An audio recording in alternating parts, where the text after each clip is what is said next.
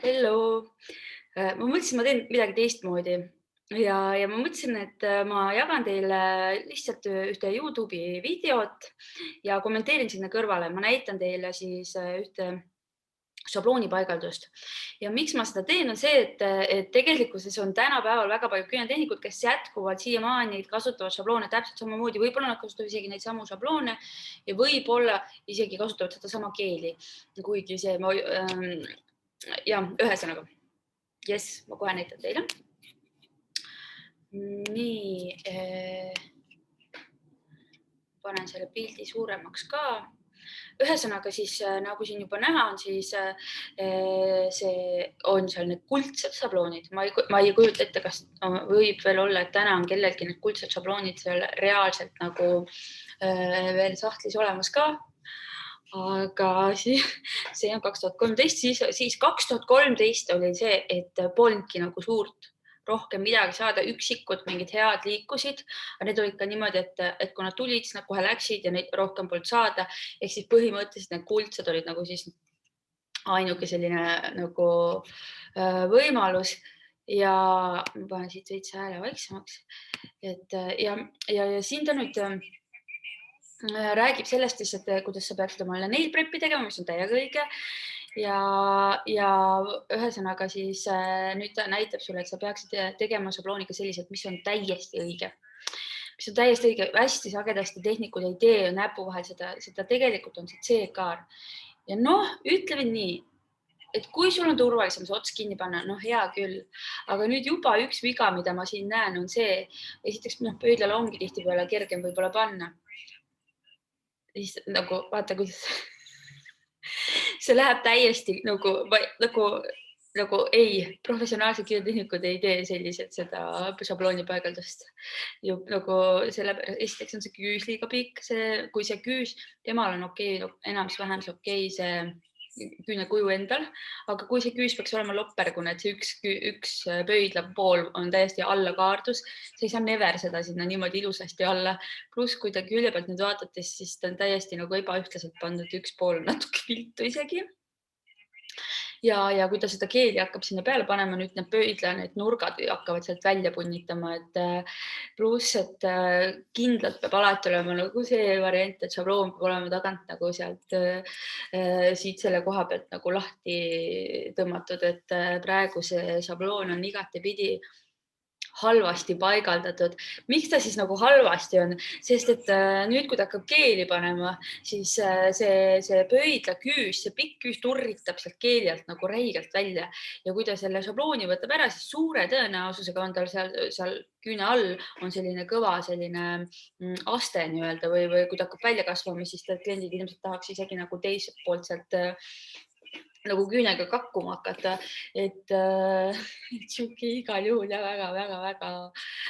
Aga muide nagu, kas me omal ajal me ju panimegi selliselt ja kui jännis me olime, kui me seda nagu keeli sinna peale hakkasime panema ja lõpuks oligi see, et vihkasid neid šabloone, sest sa ei saanud aru, kuidas see õigesti nagu käib. Ja nüüd ta siin räägib jah siis, et kuidas siis seda panna. Et kuidas kuumatunne tekib, ja minu meelest ta on siin videos kasutab see mingit AliExpressi keeli, nii et ta on siin 2017 on teinud mingi update'i või nagu siis täiendanud seda, et ta enam ei kasuta seda keeli, et see ei ole kasulik. Ehk siis nagu, kes tänapäeval seda sina keeli on võimalik ju täiesti AliExpressi siiamaani tellida, et ma samamoodi ei soovita. Ja nüüd, kui sa siit vaatad hoolikalt, siis sa näed, et tal on tegelikult see pöidla küüs turritab seal ülespoole ja šabloon on siis nagu suunaga alla ja just nimelt, miks ta on alla, on see, et see šabloon on kinni, ta on lukus.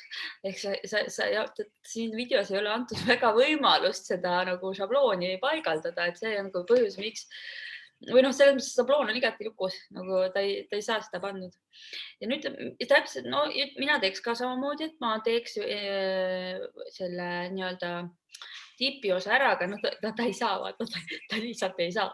Ta lihtsalt ei saa, sest et tal on niimoodi turritab see pöidla küüs, et ta peab lihtsalt räige tummise panema, sest tegelikult ideaalis me peame panema seda kilekihi. Ta peab olema nii ilusasti seal küüne vastas, et sa saad sinna rahulikult panna siukse ime õhukese kilekihi, et sul ei ole vaja sinna sellist matsakat sellist keeli üldse nagu panna. Et jah, et õige šabloonipaigalduse puhul kõik käib nii imelihtsalt, et praegu tal täiesti puudub siin see kaar, et see ilmselt need küüned on otstest on nagu mingi megapaksud. Ja nüüd ta paneb veel nagu teise kihi, millega tegelikult mina ütleks niimoodi, et kui see esimene nagu on ära tehtud, siis juba see teine kiht peaks olema see, et eriti veel niivõrd lühikeste küünte puhul peaks olema see teine kiht see, et millega sa juba tegelikult teed küüne valmis, aga ma tean, et ta siin tegelikult paneb veel ühe kihi. Ja siis ma nagu et ja see keeli paigaldus ka, et okei, ta teeb videot, eks, selles mõttes nagu okei, ta teeb videot ja videot ongi võib-olla raskem teha, pluss ta teeb iseendale, aga keelipaigaldus peaks olema väga süsteemne, et tegelikult peaks ta selle kohe nagu kõik, et sihuke sonkimine seal keeli sees ei tee mitte kunagi nagu asja paremaks, et see on hästi sage ja ma ei teagi nagu, mis hetkest see sonkimine nagu tuleb nagu, et sa nagu niimoodi nagu ja muide selliste liigutustega sa nagu, kes on siis proovinud eksotroopset keeli ehk siis seda želee keeli, mis ei liigu paigast, kellel on, kes tunneb ära, et tal on keeliga täpselt samasugused liigutust nagu siin praegu antud videos tehakse, siis ilmselgelt sa ei saagi selle iksotroopsega nagu väga suurt tööd teha, sest et sa lihtsalt nagu hüpled siin, sul puudub süsteem, et tegelikult keelipaigaldus on täielikult süsteemne. Samamoodi nagu akrüülkeeli paigaldus on süsteemne. Et jah, nüüd ta üritab siin näidata, et on vaja juurde seda panna, üks kiht veel. Kujutage ette, te panete šablooni, siis te panete sinna tipile, sinna nagu otsa peale selle keeli on ju, minut. Siis te hakkate veel ühe kihi panete, järgmine nagu on ju, mis jälle minut seal uuel on peal on ju. Siis te panete veel ühe kihi keeli, mega ajakulu ja praegu ta tõmbab selle, ta pani selle keeli mummu sinna taha Lunula piirkonna juurde ja tõmbas selle ette tagasi. Nagu ja nagu et nendel küüntel puudub nagu täiesti igasugune nagu olemine. Okei, ma olen muidugi modernse küüne austaja, võib-olla nagu see ka minu jaoks tundub nagu vale, kui see küüs muutub nagu teekaareks, aga jah, ja ta on nii hädas.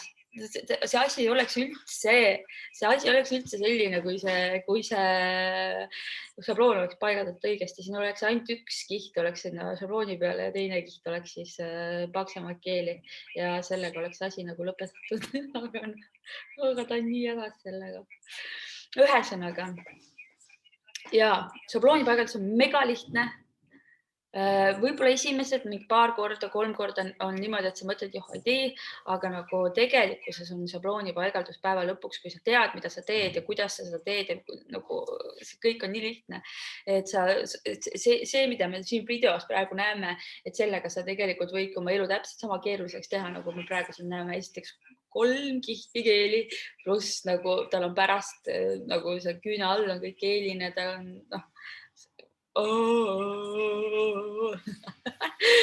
et täiega soovitan mõelda, kui keegi tundis ennast siin ära, ma täiega soovitan tulla koolitusele või otsida omale vastav koolitus, kes teid aitaks nagu seda olukorda lahendada, sest et kui te täna veel selliselt teete tööd ja kui te siin ennast ära tunnete šabloonipaigaldusele eriti, et siis see elu on teil oluliselt lihtsam ja oluliselt kiirem, kui te saate selle asja nagu enda jaoks korda.